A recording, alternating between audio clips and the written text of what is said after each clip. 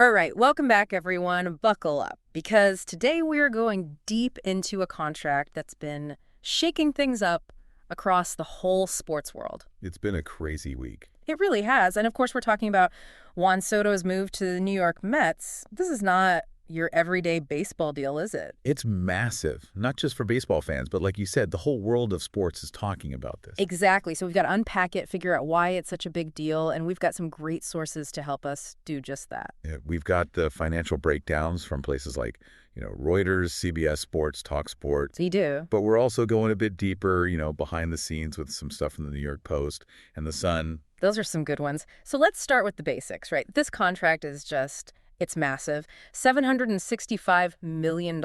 It is. Over 15 years. It's mind-boggling. Even bigger than guys like Lionel Messi. Oh, yeah, no question. So what is that kind of money? I mean, we're talking $51 million per year. What does that even mean in the world of baseball? Well, think of it like this. The average MLB player, they're making, somewhere around $4.4 million. Okay. So Soto's making, what, like 10 times that? More? Yeah, that's crazy. Even compared to, the highest paid guys in baseball history, this is a huge jump. It really shows how much the Mets want him. And they weren't the only ones. No, not at all. I mean, the Yankees were right there with them, something like $760 million. Yeah, over 16 years, I think. But, having multiple teams offering that much... Oh, for sure. It gives Soto a ton of power when he's negotiating. Yeah, that's right. This wasn't just the Mets throwing their money around. No, they had to really work for him. And part of that was agreeing to, well, let's just say some pretty interesting terms. Like what? Tell me more. Okay, so one of the things that really stands out, this opt-out clause, after 2029. So basically, after 7 years, Soto can decide, hey, I want to be a free agent again. So he could work away? He could. And, maybe try to get an even better deal. That's pretty smart. He's not really locked in for all 15 years then, is he? Nope. Gives him a lot of flexibility down the line. Now, the Mets can try to counter if he opts out. Right. Potentially, raising his salary. They could get him up to $55 million a year for those remaining years. And get this. Okay. That would bump the total value of the contract up to $805 million.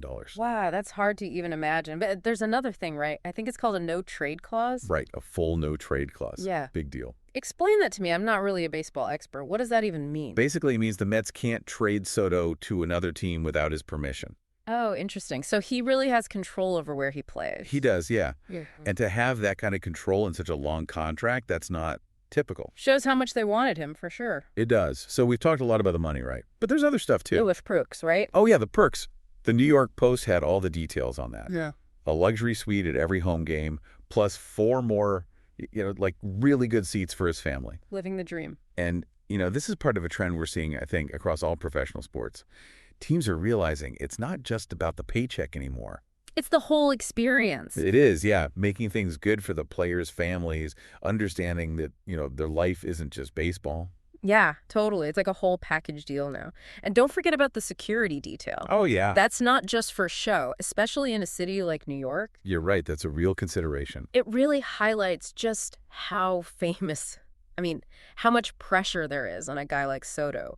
But all this, the money, the perks, it's got to have some impact on the Mets themselves, right?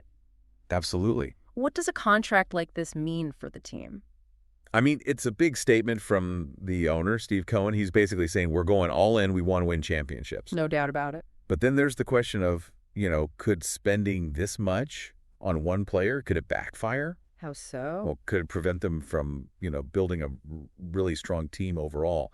Do they have enough money left for other good players? Right. They need a whole team, not just one star. Exactly. So it'll be interesting to see how they manage their payroll, make smart decisions about who else they bring in. I think so. And, we can't ignore the whole New York thing. The Mets, they've always been kind of in the shadow of the Yankees, haven't they? Oh, yeah. Living in the shadow. So could this be their chance to finally step out of that shadow and become, the top team in New York? It could be. Getting a player like Soto definitely raises their profile, shows they're serious about winning. It does. It's a big gamble, though. It is, yeah. Only time will tell if it pays off. But we've been talking about the Mets side of this. Right. But there's another side to consider. There is. Juan Soto, what did he have to say about all this? Exactly. Because to really understand this deal... Oh, for sure. We have to look beyond just the money, right? We need to understand his motivations, why he chose the Mets. I think we have some clues. We do. Both Reuters and The Sun, they quoted him talking about, wanting to build a dynasty and how much he liked the Mets' focus on family. Those are great points. What do you think those statements tell us about why he made this choice? Well, it sounds like for him, it's not just about, the biggest paycheck. Yeah. He was looking for a team with the right culture, a place where he feels supported, where his family is happy, and a team that wants to win just as much as he does. So it sounds like this deal is about way more than just the money. It is, yeah. It's about ambition, legacy, and finding the right team, the right fit. It really is. But we've got to ask, how does this deal impact the future of baseball itself? Could this change how players negotiate contracts going forward?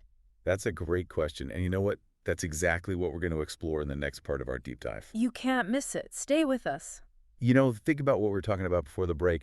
This whole idea that the contract is about more than just the money. Yeah. Makes you wonder, are we going to see a big shift now? Will more players, especially the big stars, start focusing on things like lifestyle? Like Soto did. You mean like all those perks, the family suites, the security, all that? Exactly. I mean, Soto really showed that players, especially at the top of their game, they have a lot of power to shape their careers. No doubt about it. But the Mets, they're taking a big gamble here, too. Oh, absolutely. It's a massive investment in one player. But if he helps them win, if they win a World Series, maybe even a couple. Oh, that would be huge. It would make it all worth it. Not just the championships, but everything that comes with it. The merchandise, ticket sales, the whole thing. Yeah, the Mets are thinking long-term here. They are. Trying to build a brand, get those fans excited, create a dynasty. And I think it shows that, the business side of sports. It's huge. It's really tied to the personal lives of these athletes now. More than ever. Yeah, it's not just about how they play on the field. It's about their whole life, Their families, what they do off the field. Their brands, their influencers. It's a whole different world. It is. And teams, they're realizing that if they want the best players, they have to take care of all of that. Make it a good place for them to be. Right. But let's think about this from the fan's perspective. What does all this mean for the average person who's, not following every little detail of these negotiations? Yeah, good point. Well, it means the game's changing.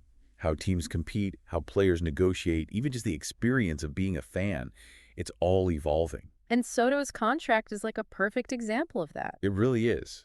So what's the takeaway here? And that's a big question. It is. But I think it shows that professional sports, it's becoming even more complex. Definitely more competitive. And this deal, it's not just about the athletic talent. It's about business, personal stuff, creating this whole package to get those top players. Yeah.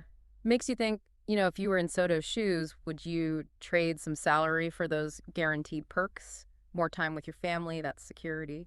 That's a tough one. It is. Really depends on what matters to you most, right? The money or those other things. Exactly. Yeah. But it's a question that more and more athletes are going to have to think about. It's the future. And that's what we try to do here, right? Dig deep into these issues. Yeah, unpack them, understand what's really going on. Help you make sense of it all. Because it's not just about reporting the news, it's about understanding it. Connecting the dots, asking the tough questions. So stick with us, because in the final part of this deep dive, we're going to look at how this contract could impact everything. The future of player negotiations, team strategies, even the whole future of Major League Baseball. We're going to talk about the economics, the long-term consequences, everything. This deal could change the game forever. All right, we're back and ready to wrap up our deep dive into Juan Soto's mega deal with the Mets. It's been quite a journey, hasn't it? It has, from the crazy numbers to the perks.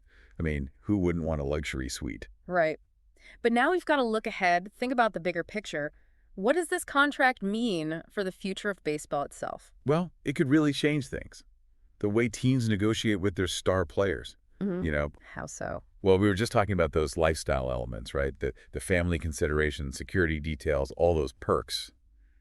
Teams might start focusing more on those things, not just the money. So it's almost like instead of competing with each other on salary, they'll be competing on who can offer the best lifestyle package. Exactly. Like an arms race, but with luxury suites instead of weapons. I love that analogy. But, not every team has unlimited money. That's true. And that's where things could get interesting. Can those smaller market teams, the ones with tighter budgets, Can they keep up? If those mega contracts with all the bells and whistles become the norm, it could create a bigger gap between the teams that have the resources and those that don't. It's a real concern. And what about the players themselves? What do you mean? Well, they're getting more and more power in these negotiations. Hmm. They're demanding more control over their careers, their lives. Could that lead to, more players switching teams, more contract disputes? So it's not just about the money anymore. It's about control, flexibility, being able to choose your own path. Exactly. Players aren't just athletes, they're brands. They have families. They have lives outside of baseball. And that's starting to show in how these contracts are put together. It's fascinating, really. But what about the fans? How does all this affect them? Well, that's a good question. Teams need to make money, right? Yeah, to cover these huge contracts. So we might see ticket prices going up. Yeah, that's a worry. And will there be more pressure on teams to win, even if it means making decisions that aren't good in the long run? That's a possibility. They might try to get those quick wins to please the fans, to justify spending so much money on one player. It's a balancing act, isn't it? It is. Teams need those star players. Mm. They need to attract fans, but they also need to be smart about their money. Think about the future of the franchise. It's a lot to juggle. It is.